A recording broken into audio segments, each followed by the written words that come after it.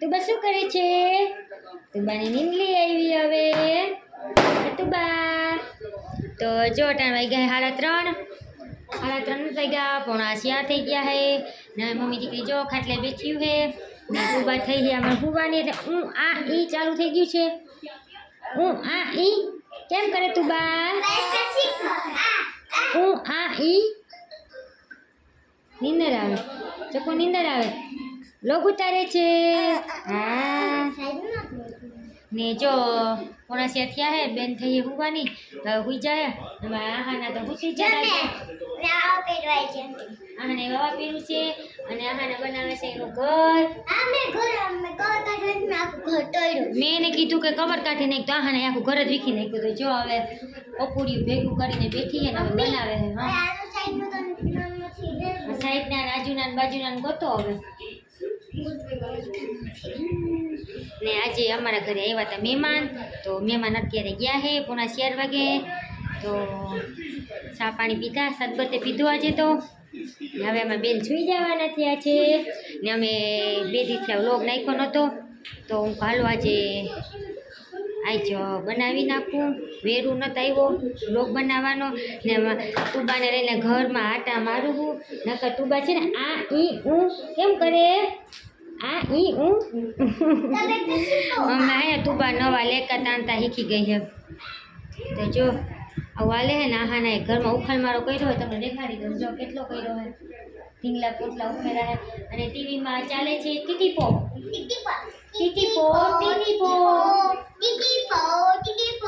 બેથી થયા ને વ્લોગ ઉતારવાનું વેરું નહોતું આવ્યું તો આજે વેરું આવ્યું છે ને તો વ્લોગ ઉતાર નાખીએ. કાં બેન? હા ને વેરું એટલે કામ? વેરું એટલે કામ રાંધવાનું. તને ખબર હું તને પૂછું, હું એમ કહું કાંઈક તમને હે ને કામ કરવાનો વેરું નથી જોઈ એનો મતલબ શું છે તને ખબર છે? આમાં તુબાને ખબર છે વેરું એટલે શું થાય? શું થાય વેરું એટલે? હા બોલ શું થાય? હા એ મમ્મીને મને સુવડાવવાની વેરું નથી આવી. હા ચકુનો હે ને વેરું એટલે શું થાય? વેરું એટલે શું થાય?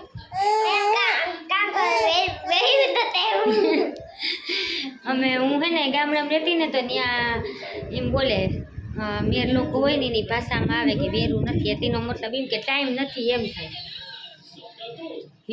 વેરું એટલે ટાઈમ પરવાર નથી આવી. તો જો હવે તુબાને હુવડાવી છે મારે, ઘડીક વાર હુઈ જાય તો કામ બામ કરી લઈએ. તો કામ કંઈ હે નહીં, મહેમાન હે ને ડાયા હતા ને વાસણ પાણી કરીને ગયા હે એટલે મમ્મી દીકરી આજે અમે હાવ નવર્યું કંઈ કામ નથી. હવે છે ને બેનને સુવડાવી દઈએ. ઘેલું કરશે હમણાં તુબા. હે તુબા ઘેલું થવું છે મારે. જો હજી કપડાં બાર ઉકાય હજી ઉપાડવાના બાકી છે ને તડકો ધોમ તડકો પડે છે. હા તુબાને નાઈને કરીને બપોરે સુવડાવી હતી 12:30 વાગે, પછી 3:30 થયા તો ઉઠી ગઈ. પછી હુવે મને હુવા ન દીધી, હું ન હુતી તો આહાનાય ન હુતી એટલે બધે જાગતા રામ, કોઈ હુતારામ નથી. ક્યાં જાગતે રહો.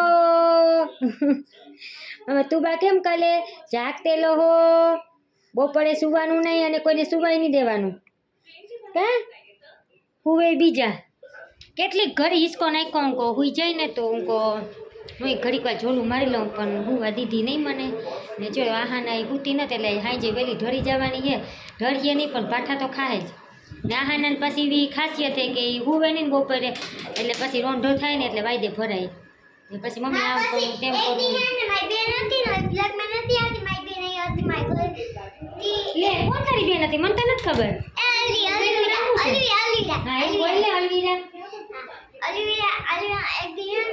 મમ્મી ખીજાની હોતી નથી. પપ્પા યાદ આવતી નિહાળી હતી. હું નથી હોતી ને પછી જાગી પછી મમ્મી બાઈથી મારા પછી ઉપર જાય જીકા બેઠી ગોળીમાં પછી કોઈ સમજાણો આહાને એટલી કરી લપ કરી પછી મમ્મી પછી હું ગાડી પાથરી હુઈ ને ગાડી પાથરી હુઈ તો હુઈ રાખીને ધૂમ લઈને હુઈ ગઈ 7 વાગે ઉઠી. હા એટલે પહેલા મેં કીધું કે આહાને હુઈ જા તો એ હુતી નહીં. મારી બેનની છોકરી આવી હતી વેકેશન કરવા તો હુતી નહીં. પછી કંઈક વાયદે ભરાણી, પછી હું ખીજાણી એ ગાયટલું પાથરી ને હોઈ ગઈ હતી. 7 વાગે ઉઠી, 5 વાગે હોઈ ગઈ ને 2 કલાક નીંદર કરી લીધી. એટલે આહાનાનું ખાતું એવું હોય, પહેલાં હુવે નહીં ને પછી વાયદે ભરાય ને પછી રોવે ને પછી હુઈ જાય. એટલે આહાનાને કહેવાનો મતલબ એમ કે આવી મમ્મી મને ખીજાય ને હું પાછી ગાયટલું પાથરીને હુઈ જાય. તો હાલો હવે અમારા બેન તો હુવાના થયા હે જોરદારના, કે જાગતે રહો. અમે ચોકીદાર છે ઘરનો, તું બાલાની ચોકીદાર છે, જાગતે રહો. હા, કોઈને છુવા નથી દેવાના.